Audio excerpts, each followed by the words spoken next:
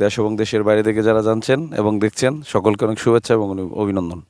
তো দর্শক, আজকে যে বিষয়টি নিয়ে কথা বলতে চাইতেছি সেটা আসলেই খুবই গুরুত্বপূর্ণ বলতে পারেন, আবার বলতে পারেন যে আসলে একটা বিশেষ একটা অংশকে নিয়ে একটা কথা বলা। তো এতদিন যে সোশ্যাল মিডিয়ার যে দায়িত্বে যারা ছিলেন, এক বড় একটা অংশ নিয়ে সেটা ছিলেন এই জায়েদ খান, হিরো আলম, ডক্টর মাহফুজুর রহমান স্যার এবং অনেকেই ছিলেন তাদের পাশাপাশি কোনো কিছু করার। কিন্তু আমরা ইতিমধ্যে জানতে পারতেছি যে আসলে এই দায়িত্ব নতুন কেউ নেওয়ার খুব চেষ্টা করতেছে। এতে করে জায়েদ খান, হিরো আলম এবং ডক্টর মাহফুজুর রহমান স্যারের কতটুকু জনপ্রিয়তা কমে যায় কিনা সেটা নিয়ে অনেকেই এই শঙ্কায় আছে এবং সেই বিষয়টা আসলেই কতটুকু হয়ে দাঁড়ায় কে জানে।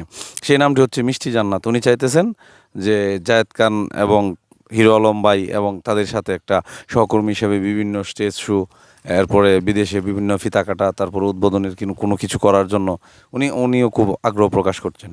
তো দর্শক, আজকে এই ভিডিওর মাধ্যমে আমরা জানতে পারবো যে আসলে এই এই মিষ্টি জান্নাত কি চাচ্ছেন, যে কতটা এগিয়ে গেছেন। আসলে তিনি মোটামুটি অনেকটা এগিয়ে গেছেন। উনি যেই ভাইরালটা হতে চেয়েছিলেন ওনাকে কেউ চিনত না, ইতিমধ্যে অনেকেই চিনে ফেলেছেন অলরেডি। মনে হয় বিভিন্ন দোকান বা শোরুম উদ্বোধনের এই নিমন্ত্রণ উনি পেয়ে গেছেন এবং ইতিমধ্যেই শুনতে পাচ্ছি উনি আমেরিকাও যাবেন। মানে তিনি বলতে গেলে সফল। এখন শুধু আমরা সবাই এই চারজনকে একসাথে একটা ফ্রেমে দেখতে চাই। এটা আমাদের অনুরোধ, সকলের অনুরোধ যে জায়েদ খান ভাই, হিরো আলম ভাই, তারপরে মাহফুজুর রহমান চাচা, এরপরে আবার এই ওনার নাম নাকি মিষ্টি জান্নাত, ওনার নাম কি মিষ্টি জান্নাত। এই মিষ্টি জান্নাত, ওনাকে নিয়ে আমরা চারজনে মিলে ওনার জন্য একটা অনুষ্ঠান করে আমরা সেই অনুষ্ঠানটা খুবই দেখবো এবং উপভোগ করবো। তো দর্শক, এই ভাইরালরা কতটুকু এগিয়ে যেতে পারে, কতটুকু থেমে যায়, এটাই আমাদের এখন দেখার বিষয়। ধন্যবাদ সকলকে।